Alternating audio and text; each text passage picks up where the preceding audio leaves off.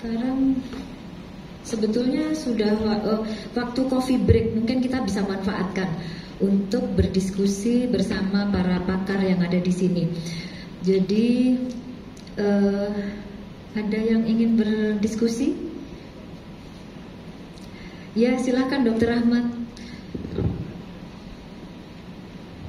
Mungkin untuk menyingkat waktu langsung jawab ya, sesuai. Ya, Assalamualaikum warahmatullahi wabarakatuh. Selamat siang. Nah, izin saya ada pertanyaan untuk Dr. Wiku. Tadi saya tertarik dengan adanya tadi kalau nggak salah fetal anemia, ada hidrops karena SARS-CoV-2 gitu ya. Nah, ini mungkin saya juga baru dengar gitu ya. Nah, pertanyaan saya bagaimana dokter bisa mendiagnosis ini memang penyebabnya karena COVID gitu ya. Karena kan kalau kita di kondisi pandemi kan semua kena SARS-CoV-2 ya sebenarnya. Apa dokter melakukan mungkin PCR cairan amnion atau mungkin ambil fetal blood sampling terus di PCR dan stafnya negatif, atau bagaimana ada dokter cara diagnosis lain? Terima kasih dok. Terima kasih dok. Yang jelas pasiennya terdiagnosa dengan PCR positif dengan segala keluhannya, dan itu memang pasien yang saya pantau 2 mingguan dan sebelumnya tidak ada apa-apa. Lalu kemudian dia datang dengan kondisi SARS-CoV-2, semuanya PCR positif. Dan hasil pemeriksaan seperti kita tahu kan, manifestasi patologi dari SARS-CoV-2 dia membuat aliran darah ibu jelek, di diapernya meningkat, semua faktor koagulasinya berubah ya. Ada macam-macam sampai badai sitokin atau apa yang bisa terjadi. Dan itu pas dalam kondisi kontrol, selisih beberapa waktu sebelumnya tidak ada apa-apa, tiba-tiba bayinya hidrops semuanya, dan itu sangat parah. Juga dari pasien yang dia tidak mengerti kondisinya terinfeksi SARS-CoV-2, kemudian dia melakukan vaksinasi booster. Dari sebelumnya sebenarnya tidak ada apa-apa, begitu tervaksinasi langsung terjadi kondisi demikian, dan itu kondisinya sangat cepat. Ya, kita terus waktu itu kita memberikan terapi antivirus, ya seperti biasa standarnya oseltamivir atau favipiravir, tapi tetap tidak ngejar bayinya meninggal. Itu cepat sekali prosesnya, mas.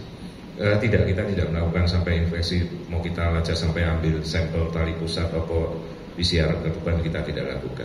Ya.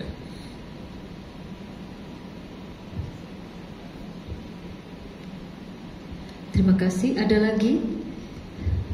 Ya, silakan. Gak kelihatan. Silakan dokter. Assalamualaikum warahmatullahi wabarakatuh. Selamat siang dokter. Saya Lutfi, residen dari Surabaya. Mungkin saya ingin bertanya kepada Dr. Gatot terkait masalah pendiagnosisan tentang pasien Gemelli tadi dok. Jadi mungkin ada beberapa kasus saya pernah dapatkan pertama kali terdiagnosis ini saat kunjungan USG pertama itu sudah trimester kedua, misalnya pada usia kehamilan mungkin sekitar 22 minggu. Baru ketahuan ini pasiennya Gemelli. Nah, apakah pada usia kehamilan tersebut kita masih bisa menentukan korioniositasnya dok? Dan yang kedua, apakah pada kasus ini kita akan menyarankan juga ke pasien untuk kontrol seperti yang awal tadi dok, apabila ditemukan monokorion untuk kontrol tiap 2 minggu sekali dok? Terima kasih dokter. Ya, terima kasih. Memang di atas 16 minggu itu agak sulit melihat korionisiti. Tapi kalau kita beruntung ditakdirkan lihat, itu bisa dok, bisa. Cuman kalau plasentanya ngelipet tidak bisa lihat tuh kalau sudah 22 minggu. Tapi kalau sudah sering melihat ini monokorion atau dikorion, itu biasanya tipis intermembrannya, membrannya itu tipis. Tapi kalau di korion dia tebal. Kalau masih susah juga boleh di MRI. Kalau nggak tahu juga itu tetap 2 minggu. 2 minggu dicek apakah ada poli dan oligo. Kalau tidak ada dicek estimate fetal weight-nya. Kalau lebih dari 25%, itu hampir pasti, nggak pasti sih, sudah mengarah ke selective LGR. Baru kita cek Dopplernya, dia tipe 1, tipe 2 atau tipe 3. Tetap 2 minggu. Dan jangan lupa juga dicek PSP MCA-nya. Begitu dok. Baik, terima kasih dokter. Baik, apakah ada lagi? Mungkin karena waktu juga, mungkin saya berusaha merangkum kesemuanya, walaupun sulit juga ini merangkum. Untuk Dr. Erna, bahwa kita mungkin curiga apabila pada history dari kasus-kasus sebelumnya mengarah kepada satu, adanya heat drops, adanya anemi, maka kita perlu menggali untuk melakukan konseling, kemudian untuk melakukan testing, bagaimana apakah ada antigen, kemudian melakukan prevensi dan terapi dan seterusnya. Kemudian untuk Dr. Wiku, bagaimana sign dari anemi pada kasus-kasus imunologikal dan non-imunologikal, tadi sudah diberi banyak contoh, yaitu dengan memeriksa MCA, peak sistolik dari MCA, kemudian tanda-tanda lain. Tadi ada perbedaan antara plasenta yang anemis dan yang hiper, kemudian adanya hematom retroplasenta, kemudian adanya tanda yang mengarah lebih lagi kepada hidrops, kemudian yang tadi adanya hidrokel. Kita harus hati-hati, walaupun hidrokel banyak juga ya Dokter Wiku yang sebetulnya masih akan bisa kembali normal. Kemudian adanya satu tumor pada kepala janin yang mengarah kepada satu gangguan sehingga menyebabkan tingginya peak sistolik dari MCA, kemudian mengarah kepada anemi.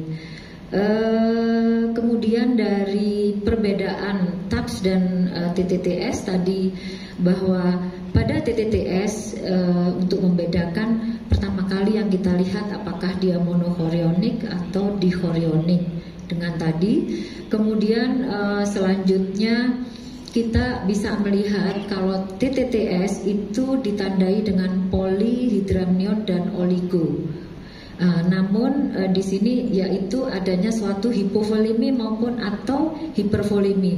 Berbeda sekali dengan TAPS, itu adanya satu anemi dan polisitemia, di mana yang mendasari tadi dijelaskan bahwa pada TTTS itu anastomosenya arteri vena pada yang besar, sedangkan pada yang TAPS itu akibat tindakan, jadi anastomosisnya atau hubungannya adalah pada pembuluh darah yang lebih kecil, di mana tadi terapinya sudah dijelaskan bahwa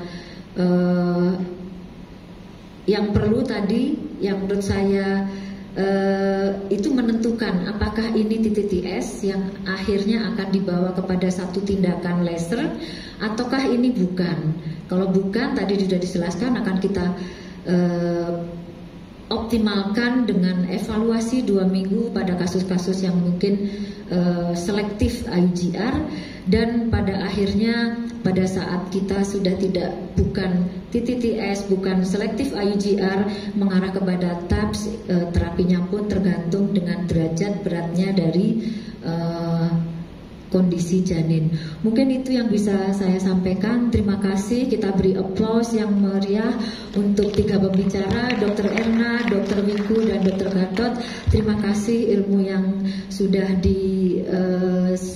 di-sharekan kepada kami semua. Mudah-mudahan memberikan manfaat kepada kita semua. Barakallah. Wassalamualaikum warahmatullahi wabarakatuh. Terima kasih dokter.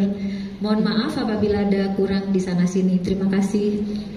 Dipersilakan untuk para pembicara dan juga moderator untuk bisa berfoto terlebih dahulu.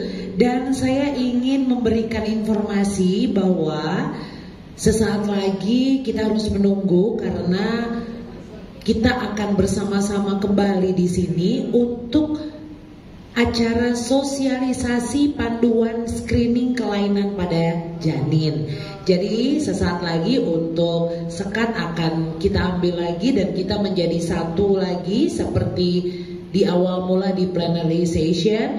Dan yang pastinya sambil menunggu area ini dibuka, dipersilakan kepada Anda untuk bisa menikmati coffee break. Yang ada di luar boleh dan diambil kembali untuk bisa masuk kembali ke ruangan, dipersilakan juga. Dan saya mengingatkan juga kepada Anda untuk pengambilan sertifikat itu ada di depan booth SIMA yang ada di depan pintu kaca. Dan